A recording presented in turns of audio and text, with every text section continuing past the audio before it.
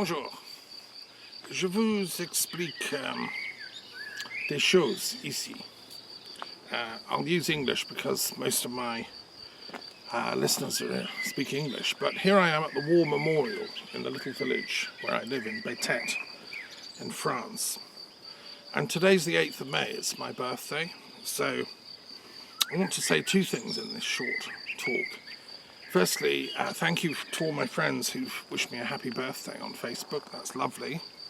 And that's the kind of new normal, isn't it? If any of my friends want to actually send me an actual card, a birthday card, you're very welcome. I'm old-fashioned. I love getting birthday cards. And my address in France is 13 Grande Rue, which is where we are, number 13, 13, and then you just put Bétet, La Creuse, which is the department in France, and 23270 is the postcode, and it gets here. So anyway, if you want to be more than a Facebook friend and just send me a birthday card and tell me a little about your life, because one has dozens of Facebook friends one never meets, and I would like to convert Facebook friends to real friends because that's more fun. So send me a birthday card to the address, and thank you for your good wishes. So today's also an important day. I mean, I think one chooses one's birthday, I don't know quite how it's done, but cosmically I've read about lots of, past life regression stuff, deep memory recall. I kind of remember choosing to be born, and I don't know how the gods organised it, but I was born on this very important day, the 8th of May, which is celebrated throughout Europe as the Peace in Europe Day. And there are marches and people laying wreaths. So here in France, in my village, the mayor and all his, the elders of the village came and presented these bouquets of flowers this morning. Here at the War Memorial, which is in memory of all the people that died in the war, but two victims particularly, G.A. Aubrey and G.M. Esmoyne, who were killed by the Nazis on the 18th of July 1944. They were actually parachuted in to help with the resistance here in France. And this was a part of France that initially it was under the Vichy regime. There were no Nazi troops here, but then after Germany took over the whole of France, they had troops stationed here in the village and around. And these two particular, I think one was New Zealand and one was British, they were helping with the resistance behind the scenes. And they were driving through the village in an unmarked car. But the Nazis somehow had word they were around, and they opened fire and shot them dead. So we honour their memory in this village. And I think the 8th of May is symbolic of the end of wars. You see, I'm a great believer in ending wars. One of my PhD tutors, Hugh Mile, who was professor at the University of Kent Centre for Conflict Studies for many years, wrote a very important book called How Wars End. Hugh and I have worked with the Conflict Research Society for a long time, going back to the days of Cedric Smith, who set it all up in the 60s. And Hugh rightly focused on how wars end. Wars, we've seen over Kiev and Ukraine how wars begin. They begin with stupidity, ignorance, propaganda, what I call paradigm dissonance between sort of different worldviews in conflict. And the Russian cabal around Putin have a particular sort of history, a story of why they had to invade Ukraine, which is, it's a psychic fantasy they've constructed. They have to go and defeat the Nazis. I mean, total madness. I'll say a bit more about that in a minute, but what I'm concerned also, like you, is how wars end. How will we get an end to this war? Because at the moment there's no end in sight. The West can go on giving arms, the Ukrainians can go on fighting off the Russians within certain boundaries. I don't think Ukraine is going to be able to push them out of eastern Ukraine totally. So we're in a stasis. I mean, this war could drag on for yonks. So we need to do some creative thinking, and that's what I've been trying to do. That's why with Hugh's help and many others back at the University of London, we created the International Institute of Peace Studies in Global Philosophy, which I direct, which is now here in sleepy Betet. And I've devoted a lot of my research life, my career, my teaching to the question of how we can find peace out of conflict.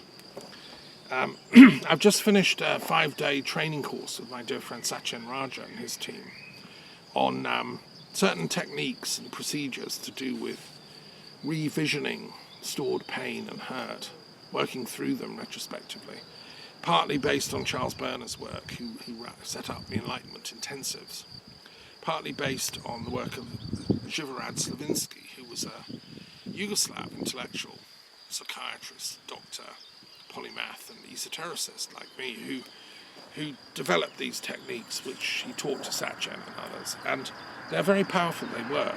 I believe that if we got Putin and Zelensky and some of the other chief people through these techniques, take a day, if we had enough trainers, we could get them to see that this is following this way. Applied therapeutics, I think, can solve these conflicts. The trouble is, of course, these monstrous sort of power people, they surround themselves with bodyguards, intelligence agents, a disinformation bubble, like a paradigm, Bastille, in which new thoughts can't get through. And that's, so how do we break through that? Well, we can try using telepathy, we can use goodwill, we can use love. There's nothing that I wouldn't be able to say to Putin to his face, that I'm not saying here. I would want to heal the guy, but he has to want to be healed. There's a very important saying that I learned on this training course of Żywerad's, that the first step towards healing is to take responsibility for your own contribution to your illness. I'll say that again, it's kind of what Christ was saying. You've got to want to be healed for the magic to work. He was a great spiritual healer. Żywerad's techniques are based on a sort of profound rereading of Christian, Gnostic, esoteric mysticism in applied action. So what Jesus was doing with his inner disciples, Mary Magdalene and co, was he was able to do those kind of techniques, but it only works if the person actually wants to be healed. And the first step of that is for that person to recognize their own responsibility for creating the situation in the beginning. We have agency here. We're not victims of this or that. And often people that are very disempowered and ill and suffering, they feel victims because, somebody else caused this illness, that partner I hate, or that horrible, whatever it is. But if we accept we have agency, we're involved in our illness, then we can be involved in our healing. And then we can stop these wars. Putin projects apparently onto the Christ story. That's his great hero, I imagine. He seems to have constructed an image of Christ as a sort of Russian nationalist, neo-fascist tank commander who wants to destroy humanity from Russia.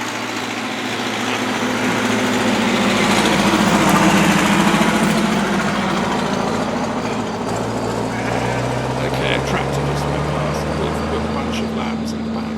It's a very rural part of France, beautiful fields surround the village. It really is like paradise, green fields, oak forests. It's just it's been unchanged since the days of Vercingetorix, the great Druid leader who had problems with Caesar invading Gaul, if you've studied your history books. I'm just a few miles from Auvergne, which is where he put up his great resistance against Caesar. So it's a very druidical country, which of course I love, being a peace druid. So poor old Putin, he's trapped in this kind of disinformation bubble that he's constructed. He was trained to lie professionally for the KGB, and he's never stopped. It's really, really, really sad, because now he's dragging the whole of his, he would drag the whole world down with him. And no, simpler, mate, is just do some therapeutics with me and Sachin, and we'll get you out of this. And yes. Okay, so that's kind of what I want to say here. The work for peace that I'm doing carries on, and it's quite intensive. And by the way, if anyone wants to visit me here in France, in this paradise, then come.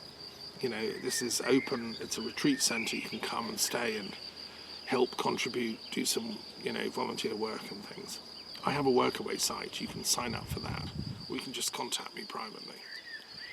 I also want to acknowledge the fact that today's Mother's Day in my other home of Canada, North America, the USA. We celebrate mothers today, which I think is very important. I honour my mother because today she gave birth to me in Montreal all those years ago. A beautiful May afternoon, it was around this time.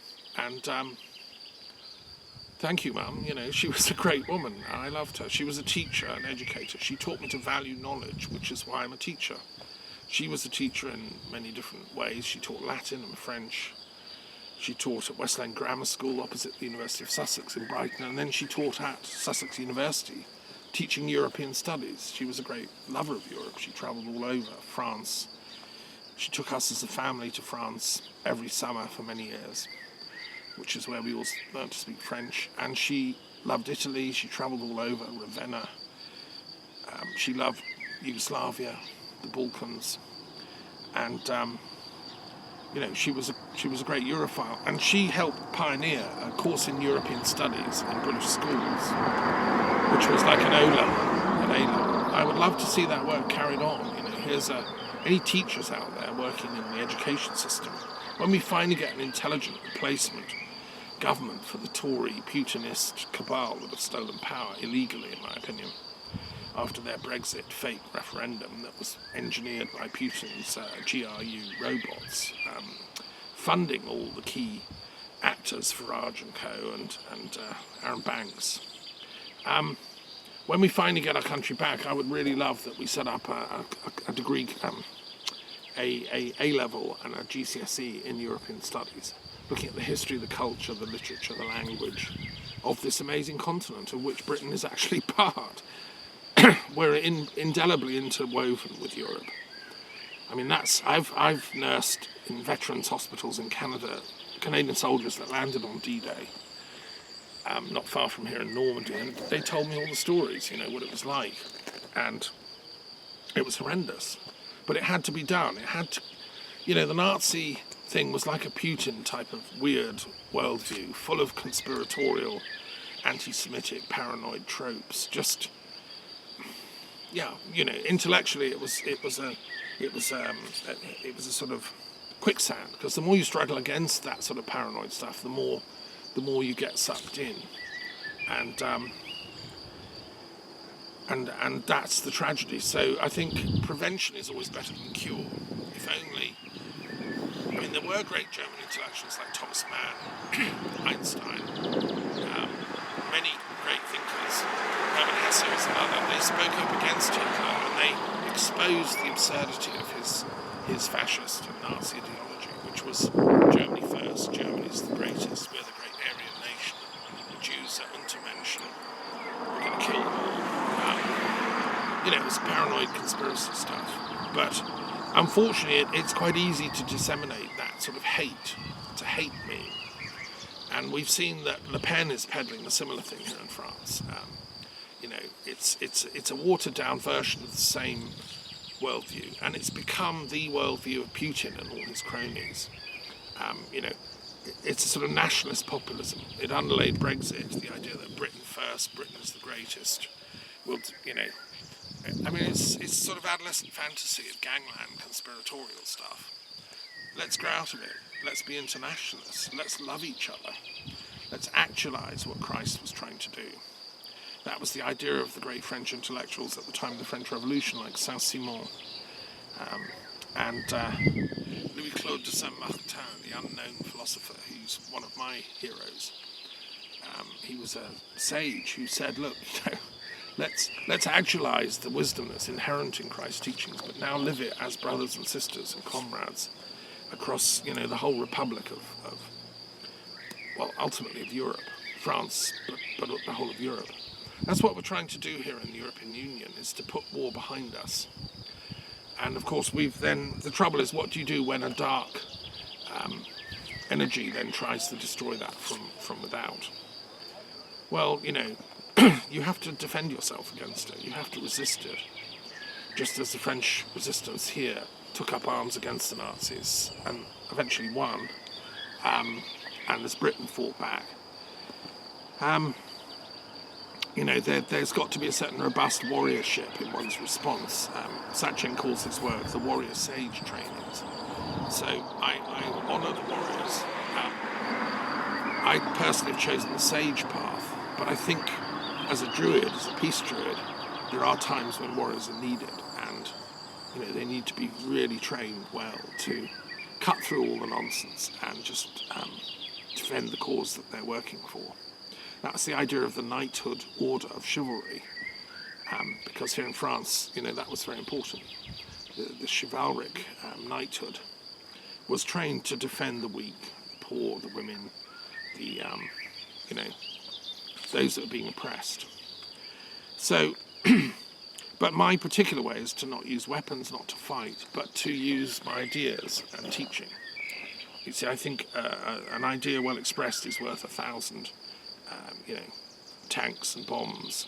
If we can think through the problem of what's caused this war in Ukraine, which is what I'm trying to do with my friends in the Institute and in the World Intellectual Forum, we can see where they went wrong, how they got down this rabbit hole with their kind of anti-Nazi tropes. I mean, there is a paradox of this rhetoric that comes off Lavrov, and I'm utterly disappointed in Lavrov. I thought he was a decent man. I gave him the benefit of the doubt, but now he's like an intellectual prostitute working for the dark forces.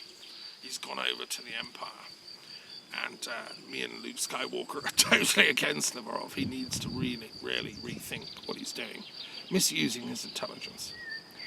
And I know Russian intellectuals. I know the diplomatic academy where I think he trained. I've met people from there. I mean, they're potentially good people. I know Russian philosophers. They're clever, but they also, people like Lavrov, they have this tendency to lie very skillfully. They misuse their intelligence for propaganda. And that's what they've been doing since, well, tragically, since Stalin took a very dark turn, particularly. But, Lenin began it, really, with his refusal to embrace the principles of liberal democracy. The idea that an opposition has a value, and that parliamentary democracy, you need both. You need opposition as well as government, and they keep each other on their toes. And I'm delighted, saying of which, by the way, that the British opposition are finally getting their act together under Starmer and Ed Davey and Nicola Sturgeon and Sinn Féin, that they're finally, voting these Tories out at local level.